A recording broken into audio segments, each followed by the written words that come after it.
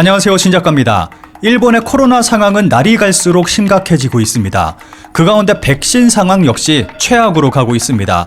그리고 일본은 미국이 진행하는 쿼드에 들어가 있어 크게 곤란한 상황에 놓여 있습니다. 그리고 한국이 자신들을 구원해 줄 것을 대놓고 요구하고 있습니다. 국내 한 언론에서 다음과 같은 기사가 나왔습니다. 일본 백신 가뭄, 단번에 해소한 스가 정상 외교. 기사의 내용을 요약하면 다음과 같습니다. 스가 일본 총리가 미국 방문 중 앨버트 불라 화이자 CEO와 전화 통화를 하고 화이자사 코로나19 백신 5천만 명분을 추가로 확보했다는 내용입니다. 그런데 이 기사가 사실일까요? 스가 총리 직접 전화 협상한 화이자 백신 추가 공급은 구두 약속, 합의서 없음이라고 후생 노동성 장관. 도쿄신문에서 이번 스가 총리의 백신 협상에 대한 진상을 보도했습니다. 후생 노동성 장관은 20일 있었던 후생 노동위원회에서 백신 추가 공급에 관한 실질적 합의에 대해 합의서를 체결한 것은 아니다고 밝혔습니다. 그리고 협의 내용에 대한 질문에는 협의에 대한 이야기고 자세하게는 말할 수 없다며 협의 내용 자체를 밝히지 않고 있습니다. 지난번과 마찬가지로 이번에도 계약서 따위는 없었고 구두 약속조차 불확실한 상태입니다. 여기에 화이자의 앨버트 불라 CEO가 쐐기를 박았습니다. 일본의 백신 공급 협의 중 그대로 화이자 CEO 트위터 스가 총리 전망이라 설명. 역시 도쿄신문 기사입니다. 화이자의 앨버트 CEO는 자신의 트위터에 유럽연합에 추가 공급하기로 합의했다고 트위터에 밝혔고 일본에 대해서는 여전히 협의 중이라고 되어 있습니다. 그리고 스가 총리는 미국에서 돌아와 발표한 성명에서 9월까지 공급할 전망이 섰다고 발언했습니다. 화이자 측의 발표와 스가 총리 자신의 발언에서 알 수 있듯이 일본은 아무것도 확보하지 못한 상태입니다. 상황이 점점 악화되다 보니 일본은 다시금 비상사태 선언을 계획하고 있습니다. 20일 일본 정부는 감염이 확대되고 있고 도쿄도 오사카부 효교현을 대상으로 특별조치법에 근거 비상사태 선언을 할 방침을 발표했습니다. 비상사태 선언은 이번 주 내에 발표될 것으로 예상됩니다. 이렇게 되면 지난해 4월, 올해 1월에 이어 세 번째가 됩니다. 이러한 사태가 반복되다 보면 가장 크게 타격받는 부분이 경제입니다. 기사에 달린 댓글이 일본의 상황을 잘 설명해주고 있습니다. 도쿄도 오사카부 효고현을 대상으로 휴업 요청을 포함한 행동 규제가 강한 긴급사태 선언이 1개월 동안 발동됐을 경우 도쿄의 경제 손실은 약 1.9조 엔, 오사카는 약 7,100억 엔, 효고는 약 3,800억 엔으로 합계 약 3조 엔에 달할 것으로 예상된다. 만연 방지 등 중점 조치에 비하면 경제 데미지는 심각하지만 행동 규제 강화로 신규 감염자 수가 줄어들면 조기 선언 해제가 가능해지고 경제 회복 시기도 빨라질 것이다. 다만 일본은 백신 보급률이 1%에 그쳐 백신 접종이 주요국 가운데 가장 늦기 때문에 백신이 제대로 공급되기 전까지는 앞으로도 감염 물결이 닥칠 때마다 엄격한 행동 규제를 해야 하기 때문에 막대한 경제적 손실이 발생할 것을 각오해야 한다. 백신 보급 지연의 대가는 매우 클 것이다. 이런 상황 가운데서 일본은 미국의 쿼드 문제로 한국에게 매달리는 모습을 보여주고 있습니다.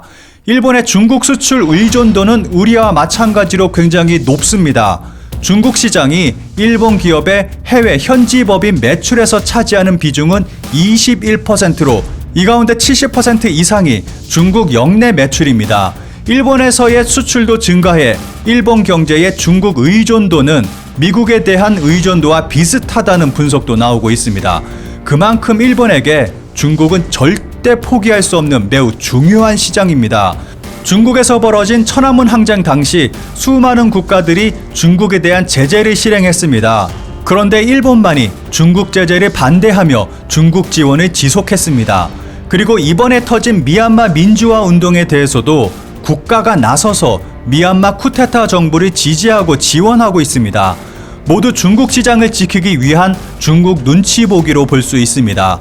그러면서 일본은 미국 편에 서서 미국의 하수인 역할을 자청하고 있습니다. 그런데 일본은 한국에 대해서는 중국과 미국에 대한 행동과 반대로 강한 거부 반응을 보이고 있습니다. 지난 2020년 6월 G7 정상회의에 한국을 참여시키는 구상이 나왔고 일본은 그 어느 나라보다도 강하게 이를 반대했습니다. 일본 정부 고위 관료는 트럼프 대통령이 G7 확대 구상을 밝혀 이 사안이 주목받게 된 직후 한국의 참가를 반대한다는 뜻을 미국 정부에 전달했습니다. 일본 정부는 북한이나 중국을 대하는 한국의 자세가 G7과는 다르다며 우려를 표명했고 현재 G7 틀을 유지해야 한다는 의사를 미국에게 밝힌 것입니다. 당시 일본의 주장은 이러했습니다. 미국이 중국 측과 대립각을 세우는 상황에서 친북, 친중 성향이 강한 한국은 매우 위험할 수 있다고 주장한 것입니다. 그런데 최근 일본은 갑자기 이와 반대되는 입장을 보이고 있습니다. 중국은 중국을 시작으로 아프리카와 유럽까지 뻗어나가는 1대1로 전략을 펼치고 있습니다. 이런 중국의 팽창을 막기 위해 미국은 인도태평양 일대의 안보협력체 쿼드를 강화 중입니다. 이 쿼드에 일본도 들어가 있습니다. 그런데 최근 한국의 쿼드 참여에 대한 목소리가 흘러나왔습니다. 이 보도는 일본에서 먼저 나왔습니다. 그런데 실상은 달랐습니다. 한국 외무장관 2+2 회담에서 쿼드 논의 없었다. 한국 청와대 미국의 쿼드 참여 요구에 대한 일본 보도의 유감, 사실이 아니다. 인용이 부정확. 애초에 미국이 한국에게 쿼드 참여를 요구한 적 자체가 없었던 것입니다. 그런데 앞서 언급한 바와 같이 현재 일본의 분위기를 보면 일본은 한국의 쿼드 참여를 간절히 원하고 있습니다. 심지어는 이런 기사까지 나오고 있습니다. 일본 전 외교관 쿼드만으론 부족, 병력 60만 한국 끌어들여야. 중국에 대항하기 위해서는 쿼드만으로는 부족하고 한국을 끌어들여야 한다는 주장까지 나오고 있습니다. 카네하라 노부카츠 전 한국 주재 일본 대사관 정무공사는 20일 니혼 케이자이 기고문을 통해 이런 주장을 내놓았습니다. 카네하라 전 부장관보는 한국에 대해 민주주의 국가이면서 60만 명의 병력을 보유한 군사대국이라며 일본으로서는 쿼드 플러스 알파에 한국을 끌어들여야 한다고 주장했습니다. 일본의 언론과 정치인들의 모습을 보면 현재 한국을 간절히 원하고 있습니다. 이렇듯 일본이 한국을 간절히 원하는 이유는 단순합니다. 현재 쿼드 선봉에 서 있는 나라가 일본입니다. 그런데 앞서 설명했듯이 중국은 일본의 가장 큰 무역 상대국입니다. 그 중국을 거슬리지 않기 위해서 일본은 여러 가지 노력을 하고 있습니다.